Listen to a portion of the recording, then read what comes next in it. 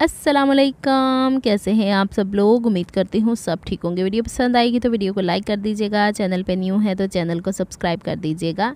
आज मैं स्टेप वाली शमीज़ स्टिच करने वाली थी, जो चिकनकारी की कुर्ती लॉन्ग अगो मैंने स्टिच की थी। मैंने सोचा आप लोगों से इसका आइडिया शेयर कर दूँ। उससे पहले इस इस्त्री के बारे में काफ़ी डिटेल्स मुझसे पूछी जाती हैं। ये इसका टेफ्लॉन शू है जो इसी इस्त्री के लिए होता है, क्योंकि ये सिल्वर स्टार स्टीम आयरन है। तो इसके बेस को कवर करने के लिए कि कपड़ा जले नहीं, तो ये बार बार चेंज करना पड़ता है। हर 2-3 महीने बाद मैं चेंज कर लेती हूँ। अच्छा जनाब, यहाँ पे चूँकि मैं मलमल का कपड़ा बोल लें, लॉन का कपड़ा बोल लें, उसका अस्तर नहीं बल्कि स्टेप वाली शमीज़ स्टिच करने जा रही हूँ। तो सोचा आइडियाज़ आपसे मैं शेयर कर दूँ, मेजरमेंट्स आपसे शेयर कर दूँ, और फिर इस कपड़े के अंदर क्या क्या प्रॉब्लम्स आ सकती हैं वो भी आपसे शेयर कर दूँ।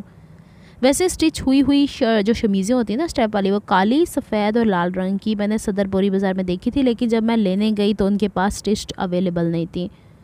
ये मुझे चूँकि कपड़ा डाई करवाना पड़ा था, इसलिए पहले मुझे इसे सिंगल प्रेस करना पड़ा, फिर मुझे इसे दोबारा डबल फोल्ड करके प्रेस करना पड़ा। इसलिए आप लोगों को मुश्किल लग रही है। लेकिन अगर आप लोगों ने बाज़ार से जो शमीज़ वाला कपड़ा लेना है ना, जिनके पास दुपट्टे होते हैं ना डाई करने वाले, उनके पास शमीज़ों का कपड़ा अक्सर अच्छी क्वालिटी का मिल जाता है। तो आपने अगर स्टेप वाली शमीज़ें स्टिच करनी है तो लॉन की स्टिच करें। ये सर्दियों में भी काम आ जाती हैं, गर्मियों में भी काम आ जाती हैं। गर्मियों में ये स्वेट अब्जॉर्बेंट होती हैं, यानी कि आपका पसीना जज़्ब कर लेती हैं। और सर्दियों के अंदर ये जो होती है ना स्टैटिक इलेक्ट्रिसिटी, जो बिजली के झटके हमें ख़ुद से ख़ुद लग रहे होते हैं वो नहीं लगते। तो ये बड़ी अच्छी किस्म की चीज़ होती है, यानी कि गर्मियों में ठंडा रखे, सर्दियों में गर्म रखे। अच्छा जनाब, जितना कपड़ा था ना, ये मैंने कोई 2.5 गज़ लिया था, और चूँकि ये मैंने डाई करवाया हुआ है, दोबारा से इसलिए रिपीट कर रही हूँ कि इसका अर्ज़ हो सकता है कि आपकी जो नॉर्मल शमीज़ों का कपड़ा हो उसके अर्ज़ से ये ज़्यादा आपको लग रहा हो, इसलिए। अब ऊपर से मैंने चूँकि पहले चौड़ाई के ऊपर डबल फोल्ड किया, फिर लंबाई पे डबल फोल्ड किया, क्योंकि मैंने 2.5 मीटर लिया हुआ था। तो फिर उसके हिसाब से ऊपर मैंने कन्नी नहीं, ऊपर से स्ट्रेट किया है। अच्छा, यहाँ पे सबसे पहले जो मैंने कपड़े को स्ट्रेट किया, उसके बाद मैंने तकरीबन कोई 6 इंच गहराई पर निशान लगाया। अब इस वाले फैब्रिक को जो मैं निशान लगाया, भले स्केल रख के ऊपर की तरफ फ़ोल्ड कर लें, लेकिन बेहतर प्रैक्टिस यही होती है कि हम इसको यूँ नीचे की तरफ फ़ोल्ड करें, ताकि जब हम इसके मेजरमेंट्स या फिर निशान लगाएं तो ये बार बार हमारे हाथों में ना आता फिरे। अच्छा, यहाँ से इसको मैंने फ़ोल्ड किया ना, तो यहाँ से ये चीज़ ज़रूर ध्यान रखिएगा, क्योंकि ये कपड़ा जितना आप इसको बिछाएंगे उतनी कमी ना ज़्यादती कहीं ना कहीं निकल के आ ही जाएगी। यानी इन्हें परेशान करने दी ठान ली मेरे ना। अच्छा, ऊपर जो स्टेप्स आने हैं ना हमारे पास, वो या स्ट्रिप्स जो आनी है वो 5 इंचज़ की होनी है। तो सबसे पहले हम लोगों ने, अगर तो हमारा शोल्डर कमीज़ का 8 इंच है तो उसमें मैंने आधा इंच कम किया है, क्योंकि इसने 5 इंच नीचे जब आना है तो ये हमारा एग्जैक्ट शोल्डर नहीं होता, उससे थोड़ा कम होता है। आपने देखा ऊपर की तरफ मैंने आधा इंच का मार्क छोड़ा है और उस पर 5 इंच का निशान लगाया है, इसलिए कि मुझे यहाँ पे मोढ़े की गहराई या आर्म होल की डेप्थ मार्क करनी है। तो 5 इंच के बाद वो मैंने ये 8 ही इंच रखी है, इसमें मैंने कोई फ़र्क नहीं रखा। 8.5 रखती हूँ वैसे नॉर्मल कुर्ती की, तो मैंने इसकी 8 कर दिया। फिर इसके बाद यहाँ पे मैंने इससे एक बॉक्स सा शेप दे दिया। ये हमारा वो पॉइंट है जहाँ पे हमने चेस्ट मार्क करना है। एक चीज़ का ध्यान रखिएगा कि आपकी कुर्ती की निस्बत आपकी शमीज़ फिटिंग में थोड़ी ज़्यादा होनी चाहिए, यानी आधा इंच ज़्यादा फिटिंग कर लीजिएगा। कपड़ा थोड़ा स्ट्रेची होता है। अब ये भी नहीं कि नीला ने कहा है तो बहुत ही ज़्यादा आप लोगों ने कर लेना। ऊपर जो हम लोगों ने 5 इंच ऊपर आधे इंच के निशान पे रखा था, वहीं पे मैंने निशान रख के कमर का निशान 15 इंच लगा लिया। कमर की फ़िटिंग यहाँ पे कर रही हूँ मैं 9.5 इंच, और वहीं से मैंने हिप्स का निशान लगाया। हिप्स का निशान जितने आपके चौक फोल्डिंग के होते हैं, जैसे कि मैं शोल्डर से 22 इंच रखती हूँ, तो इससे मैंने 21 इंच रखा है, और हिप्स की फ़िटिंग मैंने यहाँ 10 इंच रखी है। तो आपने जो हमारा चेस्ट की मेजरमेंट है उसे कमर की मेजरमेंट और फिर उसे एग्जैक्ट हिप की मेजरमेंट से मिला लेना। उसके बाहर 1-1 इंच का मार्जिन रखिएगा। अच्छा, एक चीज़ का आपने ध्यान रखना है कि जो हमारी चौक फोल्डिंग है ना, वो आप आधा इंच रखिएगा, ज़्यादा मत खुला रखिएगा। अब ओवरऑल जितना मैंने सिलाई का मार्जिन रखा है, वो मैंने दामन की तरफ भी चौड़ाई के रुख पे निशान लगा के स्ट्रेट लाइन ड्रॉ कर दी। बाकी तो कमीज़ वाला ही हिस्सा हो जाता है ना। अच्छा, अगर तो आपकी कमीज़ें लंबी हैं तो फिर आपने इसे लंबा मार्क करना है, लेकिन चूँकि मैंने इसकी कमीज़ ही छोटी स्टिच किया है तो मैं इसे 35 इंच ऊपर 5 इंच छोड़ने के बाद, ये आपने हर दफ़ा ध्यान रखना है। भले कमर का निशान लगाना है, भले आप लोगों ने हिप्स का निशान लगाना है, भले लेंथ का नाप लगाना है। ये जो कपड़ा फोल्ड है इस पर आपने आधा इंच यानी कि ऊपर चढ़ा के ना 5 इंच तक निशान लगा के फिर आपने काम करना है। आर्म होल की गुलाई समझ में आ गई है ना, फिटिंग से आप लोगों ने करनी है। 1 इंच अंदर की तरफ करके मैंने कर दिया था। अब जो वो फोल्ड हुआ था ना, इतने मेरा हाथ ही नहीं सीधा पैंदा तो फिर जो फोल्ड हुआ कपड़ा था ना, उसके समेत मैंने ये सारी मेजरमेंट्स कट कर लिए हैं। साइडों से जो कपड़ा बचा है उसे संभाल के रखिए। काफ़ी ज़्यादा कपड़े हमारे पास ऐसे होते हैं जो दोबारा रिपीट हो रहे होते हैं, तो उसमें क्या होगा ना कि आपके नेकलाइन के बैक साइड बनाने में काम आएगी। इससे पहले कि मैं मज़ीद और इसके ऊपर कोई कार्रवाई करूं, तो फ्रंट का जो नाप है ना आपकी चेस्ट, कमर और वेस्ट का, चेस्ट कमर शाबाश है मेरे, कमर और वेस्ट एक ही होती है चेस्ट का, कमर का और हिप का वो आपने बैक के पल्ले पे ट्रांसफ़र कर लेना। फिर इसके बाद ये ऊपर से जो हमने फोल्डिंग की थी तो जड़ी मैंने वो लब्बड़ ही नहीं रही, तो बेहतर ये है कि आप इसे यूँ ऊपर की तरफ रख के कटिंग कीजिएगा, क्योंकि मलमल का कपड़ा या फिर लॉन का कपड़ा कैंची चुवाड़ तंग करी चला जाता है। इसके कोने कैंची के इसके अंदर जाते हैं। इसमें से एक पीस और एक पीस ये वाला दोनों सेपरेट करने, जो बैक की तरफ जाएगा, और एक छोटा पीस जो फ्लिप करके बैक की तरफ जाएगा, उसको आपने एक फ्रंट के पल्ले के साथ, देखिए इसमें फ्रंट बैक का पल्ला अभी सिर्फ गले के हिसाब से होगा, आर्म होल के हिसाब से हम नहीं कर रहे हैं। अच्छा, सेम शमीज़ें आप कॉटन पे भी कर सकते हैं। अब मैं थोड़ी सी मेजरमेंट्स बता दूँ ना, फिर मैं आपको बताती हूँ किस तरह के कपड़ों के ऊपर शमीज़ें ये चलने वाली हैं। यहाँ पे सिलाई का मार्जिन आएगा ना 1/4 इंच। इसके बाद स्ट्रिप्स की चौड़ाई हमारी होती है 2 इंच, बाज़ लोग 1.5 इंच भी बनाते हैं। उसके बाद भी आपने थोड़ा सा 1/4 इंच का मार्जिन छोड़ना है ये, या फिर यूँ समझिए कि ये जो मेरे पास फोल्डेड हिस्सा है इसे मैंने 4.5 इंच चौड़ाई पे लेके और फिर 5 इंच ऊपर छोड़ के, इंची टेप में पुट्ठा रख के आ जाए, ये 5 इंच आधा इंच ऊपर की तरफ रख के फिर आपने गले की गहराई मार्क करनी। गले की गहराई उतनी मार्क कीजिएगा कि 5 इंच एग्जैक्ट आपकी स्ट्रिप्स की लेंथ है। फिर इसके बाद जब इसके ऊपर ये फ्लैप सिल के बैक की तरफ जाएगा ना, तो आधा इंच इसकी गहराई बढ़ेगी। तो आपने अपने हिसाब से रखना। शमीज़ के जो गले होते हैं ना, वो थोड़े चौड़े और थोड़े गहरे ही होते हैं, ताकि हम जिस तरह के भी नेकलाइन इसके साथ पहने तो वो झलके ना शमीज़। बाज़ लोग की शमीज़ें भी झलक रही होती हैं। चलें जी, अब जो साइड से कपड़ा बचा था इसे मैंने चौड़ाई पे 2 पीस ले लिए हैं, डबल फोल्ड कर लिया है। इसमें जो स्ट्रिप्स कटिंग होंगी ना एट अ टाइम दोनों कट जाएंगे, एक तरफ से फोल्ड हो जाएगा, एक तरफ से सिलाई आ जाएगी। मैं चाह रही हूँ कन्नी निकाल दूँ, तो 2 इंच चौड़ी मुझे स्ट्रिप तैयार करनी है, तो मैं इसे 2.5 इंच चौड़ाई पे निशान लगा रही हूँ, स्केल की मदद से स्ट्रेट लाइन कर रही हूँ। फिर उस तो बाद असी यदि लंबाई रखनी है 11 इंच, हमने इसकी लंबाई 11 इंच रखनी। क्यों? क्योंकि 10 इंच तैयार आएगा तो आधा इंच उधर सिलाई में आ जाएगा। इससे ज़्यादा सिलाई में इसे ऐड नहीं करना है। चलो जी, इतों फटाफट तेनू बराबर पदरियाँ इंज कर लो, और फिर हम इसको काटू कर लेते हैं। अच्छा बहनों मुझसे, अच्छा इसकी ना एक तरफ दोनों पट्टियों को ये कपड़ा छुपा के रख देना साइड पे, फिर काम आएगा जैसे यहाँ पे ना इन पट्टियों को यूँ स्टिच करके और इसे फ्लिप करके सीधा करना है। फिर बाद में बताती हूँ क्या करना है, साथ साथ सिलाई लगाऊंगी ना, तो अब मैं बात बताती हूँ। एक बहन का बड़ा अच्छा सा कमेंट आया था कि ये शमीज़ें कहाँ ज़रूरत होती है। देखें कॉटन के आजकल कपड़े माशाल्लाह इतने बारीक आ रहे हैं ना, तो उनके साथ अगर हम अस्तर लगा के स्लिप लगा के स्टिच करते हैं तो वो बड़े मोटे हो जाते हैं। फिर दूसरी चीज़ ये आती है कि जब हम सूखने के लिए कपड़े डालते हैं तो कपड़ा सूखने में दुश्वारी होती है, कलर फेड हो रहे होते हैं। ऐसा नहीं करते, उसके लिए हम ये वाली शमीज़ें ख़ास करके off white, beige colour, black colour, इस तरह की हम स्टिच कर लेते हैं ताकि पर्दा कायम रहे। आगे बात समझ में। फिर शिफली आप लोग की कुर्तियाँ हैं जो आजकल चिकनकारी जिसके अंदर बड़े बड़े सुराख होते हैं, उसके साथ अमूमन लोग अस्तर साथ सिलवा लेते हैं। मैं नहीं सीती क्योंकि शिफली वर्क इटसेल्फ ड्राई होने में बहुत टाइम लेता है। फिर शमीज़ें भी साथ स्टिच कर दो तो पैई से आ जाता है मैनू। तो मेरे तो घर का मसला ही यही है ना कि भाई मेरे पास सिखाने के लिए ज़्यादा जगह नहीं है। अच्छा जी, अब ये जो मैंने फ्लैप पीछे की तरफ चले जाने हैं, इसके बॉटम को फ्रंट एंड बैक दोनों को हेम कर लेना है। ये बहुत ज़रूरी है, नहीं तो फिर अक्सर लोग क्या करते हैं इसको ओवरलॉक करा लेते हैं। ओवरलॉक कराने से भी बाज़ औक़ात ऐसा होता है कि बड़े बारीक कपड़ों में लोग स्ट्रिप्स वाली ये शमीज़ें पहन रहे होते हैं, तो ये वाली सिलाइयाँ दिख रही होती हैं फ्रंट से, तो ओवरलॉक जो होती है ना उसको ओवरकम कर लेती है। तो चलें, मैं हर ऑप्शंस आप लोगों के साथ शेयर कर रही हूँ कि आपने अगर इसे फैंसी किसी ड्रेस के साथ स्टिच करना है। अच्छा, ये ज़रूरी नहीं है कि मैंने आपको लॉन का फैब्रिक कहा है तो आप लॉन का ही फैब्रिक बनाएं, आप कॉटन पे भी बना सकते हो। आप इससे वो जो आजकल शाइन वाला कॉटन सिल्क का कपड़ा उस पर बना सकते हो। चलो काम शुरू करिए। फ्रंट का पल्ला सीधा ऊपर रखा है। ये स्ट्रिप्स जो हमने सीधियाँ पदरियाँ की हैं इसको यहाँ पे रखें ऐसे, और सिलाई का मार्जिन यहाँ से दोनों साइडों से छोड़ना है। और ये ध्यान रखें कि कौन सा हिस्सा मैंने किस तरीके से रखा है। ए ना हो पुठिया सीधिया काम कर लो तो बाज कहो नीला तू दस्या सी। ये देखें जो मैंने सिलाई का मार्जिन स्ट्रिप्स का है वो बैक के सेंटर में लाई हूँ, इसे ऊपर की तरफ रखा है।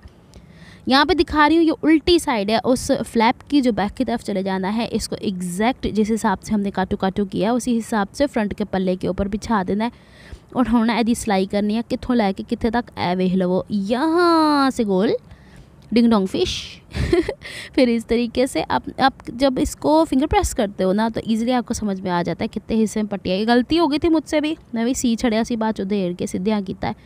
तो आप चाहे तो इसको पकड़ के पिन्स लगा लें, लेकिन अब मुझे आदत हो गई है और ये कपड़ा इतना कोई लुझा सा है कि हर कपड़े को साथ जोड़ के रखा था, इसलिए मुझे पिन्स लगाने की ज़रूरत ही नहीं पड़ी। लेकिन पहनते हुए इतना कोई कंफर्टेबल होता है ना कि आपकी सोच। एक चीज़ का ध्यान रखें, बिल्कुल बॉडी फिटिंग में आपने इस लॉन की शमीज़ नहीं सीनी, नहीं तो साइडों से छिद जाती है, जो बिसक जाता है कपड़ा, खिंच जाता है, वो हो जाता है। ये कपड़ा कोई इतना पायदार थोड़ी ना होता है क्योंकि प्योर है, लॉन है।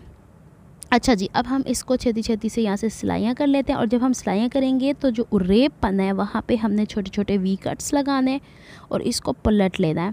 ये मैं साथ साथ इसलिए बता रही हूँ कि आप लोगों ने इस चीज़ को मद्देनज़र रखनी होती। चीज़ ऐ नहीं कि शमीज़ है तेनू मगरों ला छोड़ो, ऐसा नहीं होता ना। अब यहाँ पे मुझसे एक ये गलती हो गई थी कि स्ट्रिप थोड़ी सी साइड से यहाँ आर्म होल की साइड से सिल गई थी, जिसे मैंने उधेड़ के दोबारा सही कर लिया। तो हो सकता है वो क्लिप इसमें ऐड हो, क्योंकि मैंने कोई भी क्लिप दोबारा से रिव्यू करके इसको एडिट नहीं किया। अब जो आ गया सो आ गया। मैं लांडे ही सा, लेकिन ये कट नहीं लगाने, आप लोगों ने वी शेप वाले कट लगाने हैं, वो ज़्यादा बेहतर रह जाते हैं। अब इसको यूँ पलटिंग कर लेंगे, यानी फ्लिप कर लेना है। अब स्ट्रिप आपकी बाहर निकल आई। इस तरफ की स्ट्रिप तो बड़े प्यार से निकल आई थी, दूसरी तरफ की स्ट्रिप ने पा वक्ता देता मैंने, क्योंकि इस कपड़े को ये देखो ना साइड से सिल गया। इसे मैंने थोड़ा सा सही कर लिया था, हल्का सा मैंने चुन्नट दे दी थी। अब क्या करें, मैंने कहा ना कि ये कपड़ा कहीं से ज़्यादा कहीं से कम ज़रूर धोखा देता है। चलो जी, इसको मैंने यूँ पलट लिया, छोटा सा चुन्नट आई, कोई गल नहीं, शमीज़ ही है गया। और इसको हम कर लेते हैं इस्त्री अच्छे के साथ। अब बारी आती है बैक के पल्ले का सीधा हिस्सा ऊपर कर दिया। ये देखें फिटिंग वाली साइड की सिलाई जो निशान लगा था नीचे की तरफ चला गया। अब हमने जो फ्रंट का पल्ला स्ट्रिप्स के साथ बनाया है वो सीधी साइड से सीधी साइड मैच करनी है। ध्यान ये रखना है कि साइडों से सिलाई का मार्जिन आर्मपिट की तरफ ज़रूर छोड़िएगा, नहीं तो मेरे वर्गी मुसीबत पाए। इसे बिछा के देख रही थी कि फ्रंट एंड बैक की गले की चौड़ाई एग्जैक्ट एक जितनी है कि नहीं है। तो अब जनाब इसका जो बैक का फ्लैप था उस पर भी मैं निशान लगा के बता रही हूँ। इसकी रॉन्ग साइड ऊपर की तरफ आएगी ऐसा, और फिर इसके ऊपर हमने वैसे ही सिलाई लगानी। फ्रंट पे हम वी शेप इसलिए बनाते हैं कि बाजुकात हमने डीप गले पहनने होते हैं, बाजुकात हम लोगों ने राउंड नेकलाइन पहनना होता है। तो बस फिर क्या ही है ना कि अच्छा, मैं एक चीज़ आपको और सजेस्ट करूँ, कभी भी बहुत नेट वाले कपड़ों में, मेरा अपना ओपिनियन है, स्टेप वाली शमीज़ ना लें। उसके साथ अस्तर ही स्टिच करें। शिफॉन के कपड़ों के साथ अस्तर एज अ स्लिप उसके साथ ही स्टिच करें। आइडियाज़ देना मेरा काम है, अगे थोड़ी मर्जी है कि आप लोगों ने किस तरीके से कपड़े को पहनना होता है। नेट बहुत बारीक है, शिफॉन कपड़ा तो स्टेबल होता ही नहीं है बग़ैर इसके, वो तो कपड़ा ही सत्यानाश हो जाता है। और फिर ऑर्गेन्जा को भी अस्तर के साथ ही स्टिच करें तो ज़्यादा बेहतर रह जाता है, पायदारी रह जाती कपड़ों में। ये शमीज़ें उन कपड़ों के लिए हैं कि जो बड़े पीढ़े किस्म के होते हैं, मेरी अम्मी कहती होती है मतलब सख्त जान कपड़े होते हैं ना, उनके साथ हम ये शमीज़ें पहन लेते हैं भाई। और दूसरा, यह आपके कपड़े को भी तो बचाती है ना। अच्छा चलें जी, अब बातों बातों में हमने ये हिस्सा भी पलट लिया है और इसको भी हमने छेती के साथ आयरन कर लिया। अब इसकी साइड की फिटिंग चाहें तो आप इसे यूं ही रख के और ऊपर से जस्ट लाइक मी बोंगियाँ मार दें, लेकिन हमने बोंगियाँ नहीं मारनी, हम लोगों ने कुछ काम ढंग का करना है। आपको याद है कि हम लोग ट्राउज़र की इन सीम की कैसे सिलाई करते हैं, तो आपने यहाँ पे जो फ्लैप्स हैं ना दोनों, इनके कान दाएं बाएं नहीं करने, ऊपर की तरफ निकाल दें बाहर। फिर हम लोगों ने यहाँ पे इसको यूँ दोनों पीसेस को बैक की तरफ करके और जस्ट लाइक हम लोग ट्राउज़र की सिलाई लगाते हैं इन सीम की, वही करनी है। यहाँ पे मैंने पिन इसलिए इसको चुभाई है कि चीखे ना मारे इसलिए चुभाई कि मुझे एक जगह एग्जैक्ट पता चल जाए कि इथे सिलाई हैगी है। अब इसको प्रॉपरली, चूँकि बैलेंस्ड है, कपड़ा कम ज़्यादा नहीं है, तो फिटिंग के हिसाब से हमने चारों पीसीस को बैक की तरफ ले जाके इस पर कर देनी है सिलाई। जहाँ पे आप लोगों ने इसे एंड करना है ज़रूर पक्का कीजिएगा। दूसरी तरफ को मैं फिर दिखा रही हूँ, ये देखें इस तरीके से करेंगे और दोनों फ्लैप्स को हम बैक की तरफ यूँ पलटा लेंगे। सिलने को तो ये 15-20 मिनट में सिल जाती है, लेकिन वीडियो बनाने के चक्करों में एडा वक्ता पे आ जाता है ना कि मुझे ये भी मैनेज करना है, ये भी मैनेज करना है। और आजकल पीनो माशाल्लाह 9 क्लास में गई है, आपको पता है, मैंने पहले ही बताया था वीडियोस वो मेरे साथ शूट करवाती है। अब मैं उसके ऊपर ज़्यादा फोर्स नहीं करती। दूसरा ये कि मैं कोशिश करती हूँ कि ज़्यादातर मैं अपनी प्रैक्टिस ग्राफिक्स के ऊपर, वेब डिज़ाइनिंग के ऊपर करूँ, वही और फिर दूसरा ये कि जॉब के ऊपर से भी इतना टाइम नहीं मिल रहा, इसीलिए वीडियोस डिले हो जाती हैं। कभी पीनो वेली नहीं होती, कभी मैं वेली नहीं होती। जब मैं वेली होती हूँ तो वो बेचारी थकी हुई होती है। 9 क्लास में बच्चा जाता है ना नया नया, तो कंफ्यूज ही रहता है। बहरहाल जी देखो, ये आर्मपिट जो हमने गुम सिलाई में किया है वो अंदर की तरफ सारा क्या बोलते हैं, रॉ एजेस अंदर की तरफ चले गए और मैं बोल बोल के थक गई हूँ। अब बारी आती है इसके चौक फोल्डिंग की। चौक फोल्डिंग में मैंने आपसे शुरू ही कहा था कि आधा इंच रखिएगा, मैं हूँ ज़्यादा रख लिया तो मैं ज़्यादा ही फोल्ड करांगी। इसके चौक कम चौड़े फोल्ड होते हैं, जस्ट 1/4 इंच वाले, और इसका दामन थोड़ा चौड़ा फोल्ड होता है। बस ये चीज़ आपने जहन में रखनी है। लेकिन अब मैंने कर लिया था, मैं सोचा हूँ मैं की दोबारा इनू कट्टा वड्डा तो दोबारा सही करा। वीडियो बन गई थी कोई जनाब 30 मिनट की, इसको मैंने थोड़ा फास्ट फॉरवर्ड किया है ताकि आप लोगों को भी बोरियत ना हो और मुझे भी थकावट ना हो। हालांकि मैं बुरे तरीके ना थक गई हाँ। चले जी, अब इसके हम चौक फोल्डिंग कर लेते हैं। इतने आके मेरा धागा टुट गया सी, बड़े मज़े ना मैं सिलाइयाँ तो लांदी गई हाँ। बाज ये मशीन का नहीं कोई कसूर, ये जो आजकल के धागे आ रहे हैं ना जिसके अंदर बुरबुर इकट्ठी हुई होती है, उन्हें स्यापा पाया होता है। बहरहाल जी इसको हम छेती के साथ वाइंड अप करते हैं। अरे हो जा भैया, नीला थक गई और बहुत बुरे तरीके से। अब मैं माइक को थोड़ा सा खिसकाती हूँ ना तो बीच में कड़ी चिकड़ी की आवाज़ें आनी शुरू हो जाती हैं, वो भी बड़ी ऑकवर्ड लग रही होती है। अब दामन को मैंने वैसे ही फोल्ड किया जैसे हम टिपिकली पहले ज़माने में दामन चौक फोल्ड करते थे, लेकिन दूसरी सिलाई नहीं लगानी, एक ही सिलाई लगेगी। अच्छा, एक बहन का ये आया था कि ये दामन में खिंचा हुआ आता है, तो दामन में जितना दामन की चौड़ाई होती है उसी के अंदर एडजस्ट किया करें। इसको खींच के तो कभी सिलाई लगाते नहीं, क्योंकि कपड़ा यहाँ पे होता है फ्लेक्सिबल। अगर खींच के सिलाई लगाएंगे तो बल तो आएंगे ना, लहरिया बनता है। अब जो आखिर में आपकी सिलाई रह गई है वो ये ऊपर वाला हिस्सा जो फ्लैप बैक की तरफ गया है, इसमें आपने ज़रूर मजबूती के लिए सिलाई लगानी है। अगर ये नहीं लगाएंगी ना तो शमीज़ आप पहनती हैं तो उचक के अंदर वाला हिस्सा बाहर की तरफ आना शुरू हो जाएगा। अब आप कहेंगे अंदर वाला हिस्सा क्यों आज़ाद छोड़ा, तो बस यहाँ सिलाई लग गई तो अंदर वाला हिस्सा अंदर ही रहेगा, उन्हें कितनी भज जाना नहीं। तो फिर आप अंदर वाला हिस्सा जो फ्लैप है ना, जैसे 5 इंच का है तो आप वहाँ पे तुरपाई कर सकते हैं, लेकिन इतना वक्ता कौन करे। अगर आप सेटिस्फाइड नहीं है तो उसके ऊपर भी सिलाई लगा दीजिएगा। बहरहाल जी इसको हम छेती के साथ करते हैं कंप्लीट। यहाँ पे हमने कोशिश करनी है कि बहुत अच्छे तरीके से काम करें, लेकिन कहीं ना कहीं अगर चुन्नट वुन्नट आ जाती है तो कोई बात नहीं। अच्छा जी, ड्रेसिंग मेन्यू के ऊपर मैंने शेयर करनी थी कुर्ती की स्टिचिंग, लेकिन फिर वही वाली बात कि ये मेरे हाथ चढ़ा था कपड़ा। कल मैं स्टोर की सफाई कर रही थी तो मैंने सोचा ये मेरा ड्रेस पड़ा ही हुआ है कहीं पहन के जाने लायक तो मैंने सोचा कि फिर चल जी छेती छेती ना नीलावा जी इसको कंप्लीट कर लो, ताकि ये ड्रेस मेरा कहीं रह ही ना जाए पहनने से। क्योंकि एक के ऊपर एक आपको पता है, पहले 6 सितंबर, 14 अगस्त, फिर उसके बाद मिलाद भी माशाल्लाह से हो गया, और फिर अभी और भी बहुत सारे ऐसे छोटे छोटे इवेंट्स आते ही रहते हैं, तो फिर उस हिसाब से ड्रेसेस होने चाहिए मेरे पास। चलो जी हो गई जी कंप्लीट। यहाँ पे मैं दिखा रही थी कि फ्रंट का गला कोई इतना डीप नहीं बनता है। अच्छा, आपने अपने नॉर्मल तीरा जो कुर्ती का उसकी निस्बत इसका तीरा कम रखना है, तभी ये स्ट्रिप्स आपकी एडजस्ट रहेंगी, अदरवाइज़ ये साइड पे गिरती रहेंगी। ये जनाब मेरी शमीज़, उम्मीद करती हूँ आपको ये डिटेल्स पसंद आई होंगी। बैक साइड से कुछ यूँ है। मिलती हूँ मैं आपसे नेक्स्ट व्लॉग में। अपना बहुत ख्याल रखिएगा, मुझे तो याद रखिएगा। रब रखा फ़ी अमानिल्लाह। अल्लाह हाफिज़।